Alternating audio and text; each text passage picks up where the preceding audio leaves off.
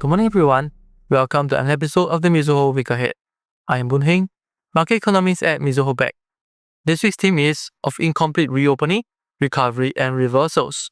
Last week, the US government shutdown ended, and federal workers are expected to be back paid. And given that the workers also accumulated more vacation leave, economic data ahead may reflect this uneven activity. The bill signing merely implies resumption of the work of federal agencies and normalization of flight schedules. The Bureau of Labor Statistics has asked for patience as they are working on releasing a revised schedule for data release.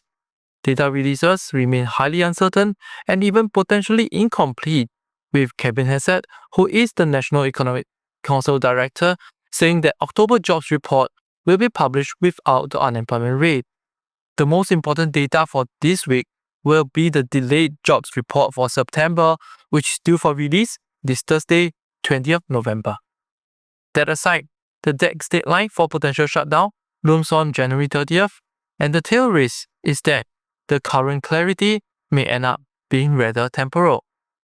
Despite the US government reopening, risk sentiments were poor last week, as doubts about AI-related valuations continue to linger. On the tariff front, framework agreements were struck with the likes of Argentina and Ecuador. Rather than an outright lowering of reciprocal tariffs, a commonality in these frameworks was to remove the reciprocal tariffs on certain qualifying exports that cannot be grown, mined, or naturally produced in the United States in sufficient quantities. It is then apparent that these steps are aimed at addressing higher cost pass-through from tariffs given the lack of substitutes in America. Trump has also signed an executive order to exempt some agricultural products, such as beef and kiwi, from reciprocal tariffs. Meanwhile, OPEC Plus changed their read of the global oil market situation, expecting a surplus instead of a deficit, and that is due to the higher oil production in the US. The ensuing slide in oil prices have been partially reversed by reports of Russian fuel depot and port being attacked.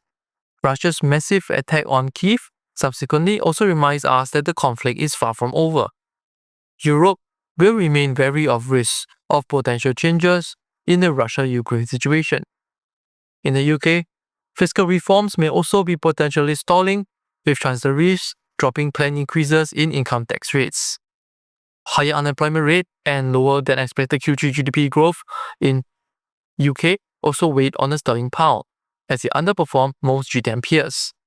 The yen has undoubtedly been a stark underperformer, amid some underlying fears that the Prime Minister may be hinting at greater cooperation from the BOJ, signaling some dovish bias and reverses some rate hike bets.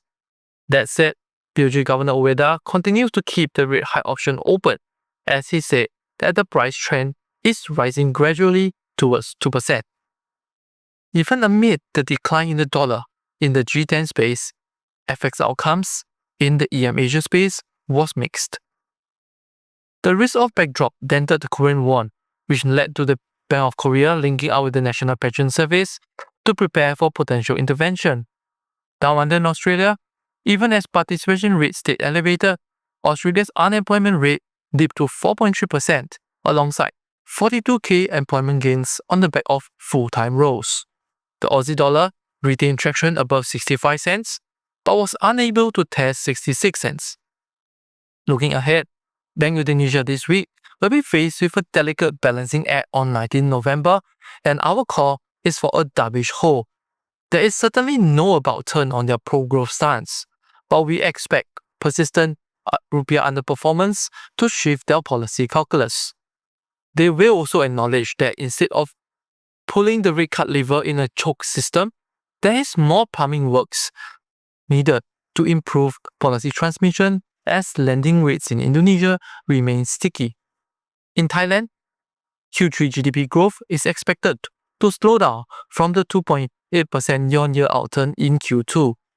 Our expectations for a 2.0% is above consensus on the back of buoyant external demand and modest private consumption recovery.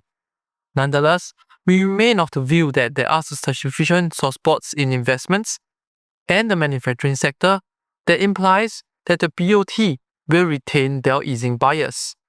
All in, markets will remain wary of taking too much comfort from reopening, while EM Asia remains on the edge over potential AI-led risk-off, as well as idiosyncratic fiscal risks.